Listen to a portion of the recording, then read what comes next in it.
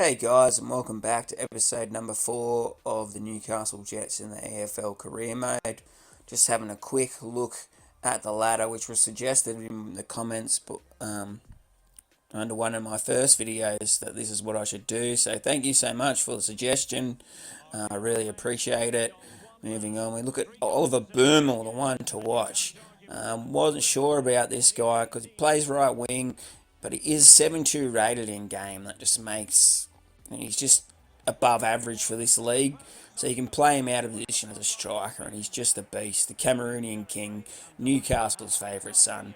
We love him too so much. So I just wanted to touch on today why I've put the Newcastle Jets into the EFL. And one of the main reasons is just because you could do a career mode in the A-League and get the Jets to win the A-League, which they've only done once, which was in 2008. I was at the game. Oh, epic, epic times. So much fun. And you could get them to win the Asian Champions League pretty easily, I reckon, which has only been won once by the Western Sydney Wanderers. Ante Kovic, one of the heroes from when the Jets won the A-League, actually also won the Asian Champions League, which is a pretty cool fact. CSGO behind here, 1-0, about halfway through the first half. And so I just wanted to put them in the AFL. It's a bit of a challenge. It'll make the playthrough a little bit longer and be a bit more difficult, I feel. So everyone who knows me would know why I've chosen the Jets. But if you've just stumbled upon the video and are wondering why I chose this team from the A-League and put them into the EFL, it's pretty simple. I grew up in a small suburb in Lake Macquarie, which is right near Newcastle, playing for Lake Macquarie Roosters when I started as a 7-year-old. Played a little bit of rep junior football for Macquarie. Actually came home with a state championship medallion one year. But then I gave that up and moved to league for a few years when I got dropped from the rep team. Just spat me chips and gave it up. Then I got back into soccer around 17. And around that time, the A-League formed a couple of years later. I remember I took my nephew to the very first game, and I remember looking over to the left. I was sitting in the new stand at McDonald Jones Stadium, and there was a group called the Squadron, and they were singing and they were chanting, and it was just the best thing that I'd ever seen, closest thing I'd ever seen to European football in Australia as we pick up the win here against Oldham. And I just knew from that point that I wouldn't be taking my nephew. I'd always be going sit with the Squadron, and I had a couple of mates who were also really into football, soccer as we call it here in Australia. Well, most people call it, I call it football.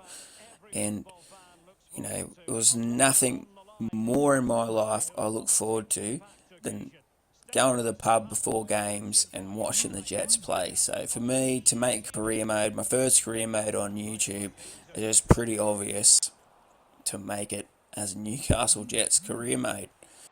So as we move in here to our second game episode against Salford in the Papa John's Trophy, and I know a couple of you YouTubers, and I'm going to name drop him here, Big Docs. He's one guy I watch, and he is so smooth. There's such good videos to watch, and in his career modes, he doesn't take much attention to the Papa John's Trophy, but I think, for me personally, I think we should pay attention to it.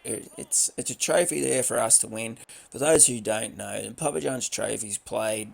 It's only available to the bottom teams in the EFL, so from League 1 and League 2, and also in real life, it involves the underage Premier League teams. So I think it's under 23 teams from the EFL Championship and the Premier League, though I could be wrong there.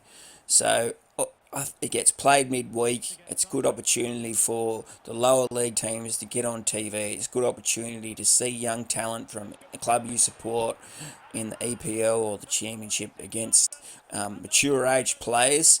And so I think it's a trophy that we should be aiming for. So how it's played is a mini group stage, and then the top two qualify from that group stage and go into the playoff rounds.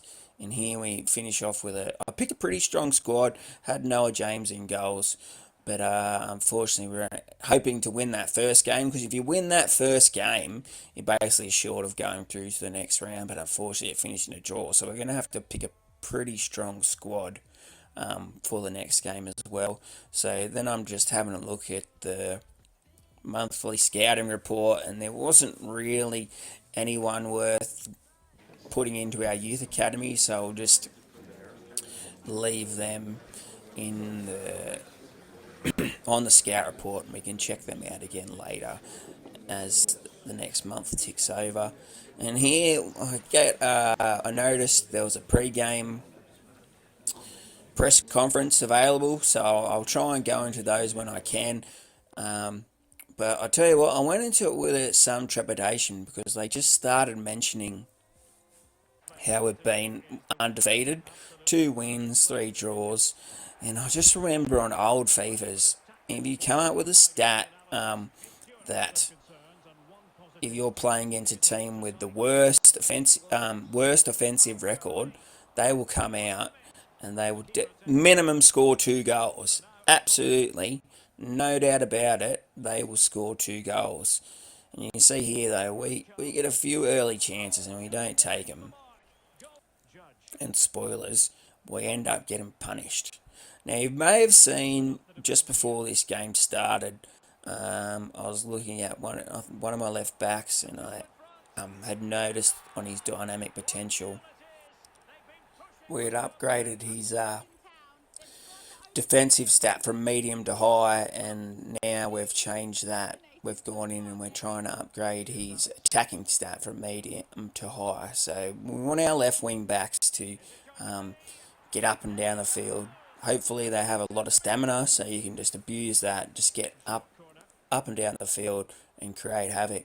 Problem I have with using the formation the Jets do and I'll just quickly comment on this. It was just before half time, and one of the easiest ways to score goals on FIFA 22 is counter attack off a corner, and we get that just before half time, and Olsen's away, no defenders in sight, and they call it for half time, and we were 2-0 down at the time, and it was super frustrating.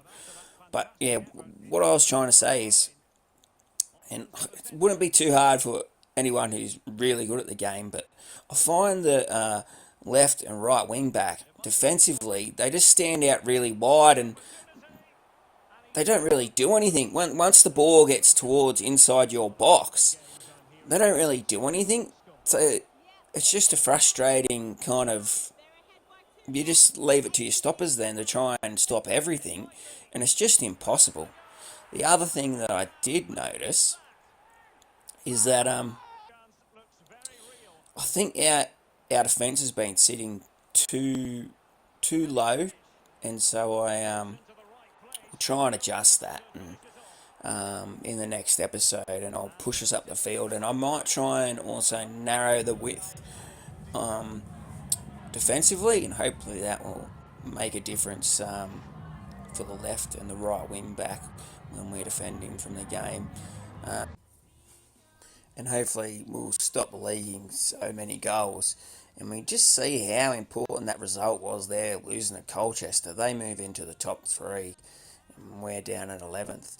Hope you guys like the video, and I'll catch you guys next time.